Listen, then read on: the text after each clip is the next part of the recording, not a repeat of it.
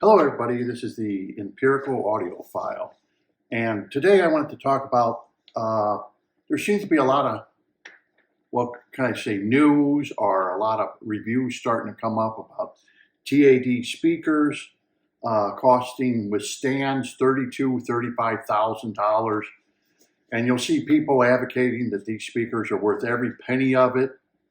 And I saw those speakers. I saw them at the show. They first put them out at the Florida show there in Tampa. And I listened to them, and I saw all the reviews that are about these particular speakers of what people are saying.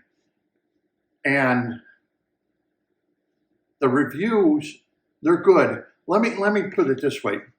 Long time ago, I heard a small set of Avalon speakers, and they were the bookshelf, or what you would say, floor standing. They needed a stand to them, and they sounded very good. I have to admit, they sounded very good, but they were connected up to some real expensive equipment. Conrad Johnson Premier 12s or something, the model blocks. I mean, outrageously expensive. Wadia CD player, that was another, that was thousands of dollars. The thing was built like a tank. The Wadia CD player, they had it hooked up to. The cabling they were using was Kimber Black Pearl. That cable cost $15,000 for an 8-foot run. They sounded great. Really, they were very impressive for the little 7-inch woofer maybe they were using on those speakers. I heard a pair of ProAct stand-mounted speakers. They sounded wonderful, but once again, the amplification to it was $8,000 300B tube amplifier. I think it was a VTL. It was an integrated amplifier. It was like $8,000 just for the amplifier, more than what you can buy the Premier 11A and the Conrad Johnson Premier 11A and the Conrad Johnson Premier 10 preamp for. I mean, that was just for that particular amp. That particular amp today still sells at a hefty price, even on the used market. It sounded great. Anytime I've heard small speakers or even big speakers sound their best is when they're connected to the best equipment. Anytime they're set up with your average equipment, I'm using that wording lightly because I don't want to use that, because we all have to buy equipment that we can afford, okay? But there are different tiers of equipment on their sound quality. Let's face facts. That's the way life is. And when I've heard speakers like that with the best of the electronics, or you're sitting there with a $8,000 turntable and a $4,000 needle and maybe a $9,000 Manley preamp for the phono, yeah, they sound great. Unbelievable. The TAD sounded great at the show. It did. It sounded very good. I will be the first to admit it. Did they sound $32,000 worth of good? No. Way overpriced. I feel that the industry today is getting to the point like they do with horology, with watches. You're buying these expensive watches.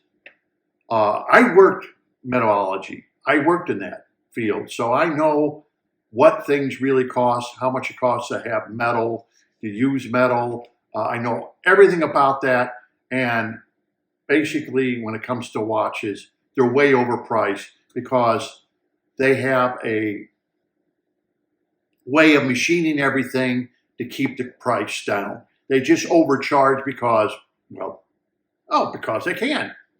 And it's becoming that way with the audio industry. Yes, they're good sounding speakers. We have to remember, I went and took quantum mechanical physics when I went to college, and you got physics playing with you with the 7-inch woofer of the TADs. You're only going to get so much out of that. It's the laws of physics. You can't bend the laws of physics to suit you. It is physics. That's the way it is. 7-inch woofer is only going to do so much before it starts distorting. And some people are going to hear that distortion and not like it as you start turning them up, because you're pushing that 7-inch woofer to the point of it's going to start breaking up, or it cannot give you what, let's say, a 12 or 15-inch woofer or 2 7-inch woofers are going to do. It can't do it for $32,000. It just seems to come to the point that no matter what these reviewers say, they're not telling you the truth. There's a lot of great speakers I've heard, but they had a, amplification, everything before them, unbelievable price. And who's really going to buy such equipment like Steve Guttenberg? He reviewed the speakers, the TAD speakers. He even admits there's $90,000 worth of equipment sitting there. $32,000, $35,000, that's an automobile to people. That's to get back and forth to work. That's to go to work and feed your family, send your kids off to college, go on vacation, own a home. That's extremely expensive for a pair of speakers. What are you doing? They're made out of veneer. They're made out of MDF. They put a piece of aluminum on the side. People, that's all smoke and mirrors. They could have put a real piece of wood on the side, and they could have milled that out, or they could have CNC'd the center of that out a little bit and put a damping material. And they could have had a real nice piece of furniture grade wood there with damping material, so the sound, instead of a piece of aluminum, they could have went the extra 9 yards. And as an engineer, I see stuff like this. So you slap on a piece of aluminum, and it's got this finish on it that's not a great finish. I mean, that is just what they call a green ground finish. And anyone who works in the trade or with metal knows exactly what that means, green ground finish. In other words, it's not a great finish, but the audiophiles are, ooh, look at this. It's got aluminum. Why would you use it? It's still a veneer. It's not solid wood. And no matter what amount of parts they're putting into that with their crossover, their speaker technology, their 7-inch woofer, yeah, they sound good. I will admit it. Not $32,000 good. For those people who bought these speakers and you spent $32,000 for them, you're never going to get your money back off those speakers. No one is going to, in 10, 15, 20 years, give you anything near of what you spent on those speakers. You're just not going to be able to do it. They're not going to shell out and return your money in 15, 20 years, 25 years. They're not going to do it. A pair of LTECs sitting next to me, you can already sell a garbage pair of them for $1,500. They have more than doubled in price since they were made. Okay, do you think the TADs are going to double in price where you've got a $36,000 speaker and now it's going to be what, worth over $70,000? It's not going to happen. No one is going to pay that for an older speaker when you can buy new stuff that's going to outbeat it. So, I'm not putting down TAD. Great sounding speaker. To me, it's overpriced. But let me get in what some of the reviewers were saying about these speakers. The bass goes down low. Well, yeah, so do these LTECs go down to 30 hertz with the modifications. Yeah, okay. They said, I'll read in this, that they're imaging. Like if you place the speakers and you have equipment in between the speakers, or you have a big TV set in between the speakers, it doesn't affect the imaging. Yeah, my LTEX, it doesn't affect the imaging. I have a 85-inch TV. The imaging is dead on. In fact, the imaging is so accurate with these LTEX, you literally, if someone plays a piano, you literally can see every key being hit.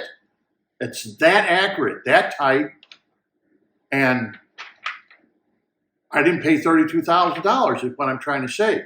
The center imaging doesn't break up. And if you can get the LTEX away from the wall 4 foot and you removed all the equipment in the center, your imaging would even be better yet and be deeper even yet. Okay, but they're not $32,000 speakers, the LTEX are, and they do the same thing as a $32,000 speaker. It's like, okay, these reviewers, if you eliminated everything they're saying about the TAD, and they left that name out and just put the LTEX, they do everything the TAD does. The human voice comes out like a human voice, doesn't come out big, doesn't come out huge like you're going to get with some of your electrostatics. It comes out like a human voice. You see the placement of where they are, where the engineer has layered everything. You see all that in your imaging when you're listening to the music. Bass is not a problem, okay? What I'm saying here is it's a lot cheaper to achieve what you want to achieve than $32,000. I think manufacturers today are just slapping a price tag on something because they want to do big profits. $32,000, those speakers are out of the reach of most audiophiles, but they don't care.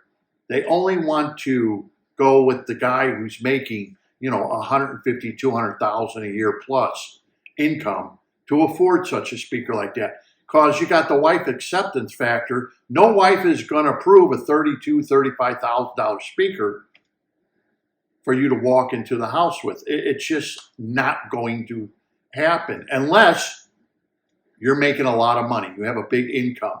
That leaves a lot of us out. We're all struggling to have a nice stereo system at a reasonable price and have sonic quality at a reasonable price. But all these reviewers that I watch with this TAD, not one has come up and ever said, the music just sounds real. No. It sounds good, but not once do they come up and say, hey, listen to that cymbal, or listen to that bell, or listen to the drum kit, or listen to the bass, or, oh, it's good bass. Nobody ever says it sounds real. For that price, I would expect to sit down for $32,000 and it better damn well sound real. I better hear some realism coming out of those speakers at that price for a little bitty speaker of 7-inch woofer. I mean, they're getting a lot of publicity because they just showed them at the show in Expona. They were at Expona and they're getting a lot of publicity, but this is how Rolex got the price of their watches up. They start advertising the crap out of their watches back in the day on the National Geographic magazines and stuff. And before you know it, their watches have escalated to what they are today. And there are so many other watches out there that are just as good or a lot more accurate, like a Grand Seiko spring drive, for example, will be more accurate than a Rolex, is made just as well as a Rolex. But Rolex commands the price only because of all their advertisement and throwing it out there. And that's what manufacturers do if they can get it. You'll notice that you still have speakers that are reasonably priced today, right? The manufacturer has to cut corners to make them reasonably priced. So the audiophile who doesn't have a $200,000 job a year can afford them and still listen to great music. That's where used equipment comes in, okay? Because the high-end equipment of yesterday is still high-end equipment today. The some of the design, the parts that they used were high-end. The design was high-end. Therefore, they make a very nice sound compared to a lot of equipment that's being made today. And just because someone throws in a very expensive resistor or a real expensive cap, if the design isn't right, you're not going to get that great sound. That's why high-end equipment is high-end equipment. That's what you're paying for. You're paying for the engineering that went into that equipment. And sorry, but speakers today, there's nothing going on. There are some speakers manufacturers who are changing what speakers are made out of. But when you look at a pair of speakers and they're still made of MDF, they're still throwing veneer on it, where did you get this price at? You know, the sum of parts don't even come anything near to a car. And that's what they're basically asking, a car price for these speakers. That's ludicrous. But if they throw this big, huge price tag on it, I remember that being at the show and saying, how do you justify a $32,000, $35,000 price? I said, yeah, they sound good, but they don't sound $35,000 good. I got to admit that. They just don't, you know. And I imagine for most people, they'll be great, but no one's going to give you 10, 20, 30 years from now, $32,000 for those speakers. They're going to lose value. They'll probably be half the price or less than what you paid for them, no matter how good they are. And then the next thing you have to think about, why would they even go on the market if they're so good? Why would anyone ever get rid of them if they're so good? Because that's the way audiophiles are. They buy something, spend a ridiculous price. How dare you say something bad against what I bought and paid a ridiculous price for? How dare you even say anything bad about it? You don't know what you're talking about. Well, you know, if you want to pay a ridiculous price for a set of speakers, that's up to you. The sound quality is good, but it's not $32,000 worth of good. And all these reviewers, you know, they seem to act like, oh, they're well worth that $32,000. No, I'm just telling you the truth, people. They're not. I heard them. They're good, but I've heard a lot of speakers that sounded good with expensive electronics running them. Like I said, very expensive electronics running them. Well, would you spend, yeah, if you're going to spend $32,000, think about it. You're going to get some expensive electronics now. You're not going to go get something cheap. You're going to go for your better made equipment like your Mark Levinston, your Jeff Rowland. You're going to go for your higher end equipment because you did pay $32,000. That's why if you take like these old Altecs and you really match them up with some great equipment, high end equipment, and you modify them, they sound unbelievably great. Unbelievably. In fact, they will beat out and trash most of horn speakers that are out there with the modifications and everything else. That's what I'm trying to bring up. Spend your money wisely. Today, we're getting out of hand with the cost of things. Once a manufacturer starts putting any cost into their speakers, boom, the price just jumps up extraordinarily. And they don't go after what the sum of the parts are. Like, well, we have this much in parts, we have this much in labor. They basically go by the sonic quality and say, okay, that's it. We're going to slap this expensive sticker on it and say, this is great. Imaging, I was actually listening to someone doing about imaging. These Altecs do the same thing, exact same thing. Imaging is dead on. It don't matter if you have equipment in the center. Imaging is dead on, right on. You can see it. Everything is right on the money. They didn't cost $32,000. They have some of the best voice control and realism of voice that you can buy. That's why they were called voice of the theater. They were used for theaters. They had to get the voice right because they were used for theater use. So they had to get the human voice to sound like a human voice. You're watching a movie. You need something to sound like a human voice. So the voicing of the speaker is there. The humanness is there. I was just listening to it thinking, you know, if you left out the word TAD, you would have exactly these old horns, and it's like, you people are using the same words repetitively through the years, 20 years, 30 years, 40. You're using the same exact words as they did 20, 30, and 40 years ago. Exact wording. Oh, this is great. This is wonderful. This is tight. The bass is low. Yeah, all those words were used. What you're not saying doesn't really outbeat. But then don't forget, when they say, well, this outdoes this, that's their opinion. Remember that. That is just their opinion, what they're giving you. That doesn't mean that when you listen to it, you're going to like it. And remember, how expensive is the equipment that's running everything? Like I said, I heard a pair of Avalons. They sounded great, but they had $15,000 worth of cabling going to them, you know, and another $12,000 worth of amplification going to them. I mean, most people wouldn't buy a speaker that sits on a stand and pay $5,000, $6,000 for it and buy that much of expensive equipment just to play them, to make them sound as good as they did. And believe me, they sounded great. I have to admit it. The TAD, they sounded great, and I'll have to admit it. But not $32,000 great. I'm sorry. I got to call it the way I see it. I got to be like an umpire here. This is the way I see it. When you start getting up in that price, there is a plethora of speakers that you can buy at that price or less that sound great with the right equipment. And the problem is you have to get the synergy of the equipment with the speakers, your cable. And once you achieve that, you achieve greatness. Trouble is, nobody tells you how to make the synergy. They let you guess and keep buying and buying and buying.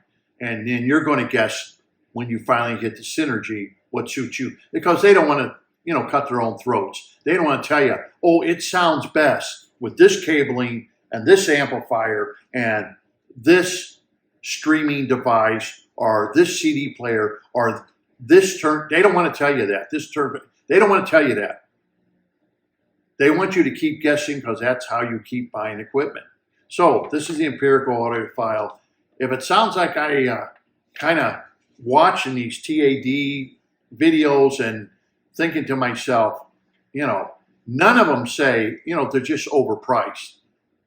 It's just overpriced. They sound good, but not $32,000 good. I'm sorry. And if you're an audiophile and you convinced yourself that they're worth $32,000 to $35,000 for these speakers, fine. That's good. If you can afford it, great.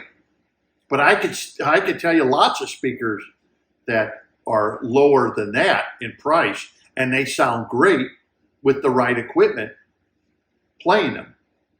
So just something to think about. Food for thought, I guess. They're great speakers. To me, they're not $32,000 great. I'm sorry. You know, there's nothing I heard off of those speakers now. I've heard them twice now at the shows that I could sit down and actually tell you it sounded real. No. All it was is a fancy Wurlitzer jukebox sound. It sounds great, but not anything I would say, wow, okay, I'm convinced. 32, 35,000. No, there's a lot you have to investigate. Don't get involved with all the hype that's out there. So until next time, this is the Empirical Audiophile. Happy listening, and thank you for watching.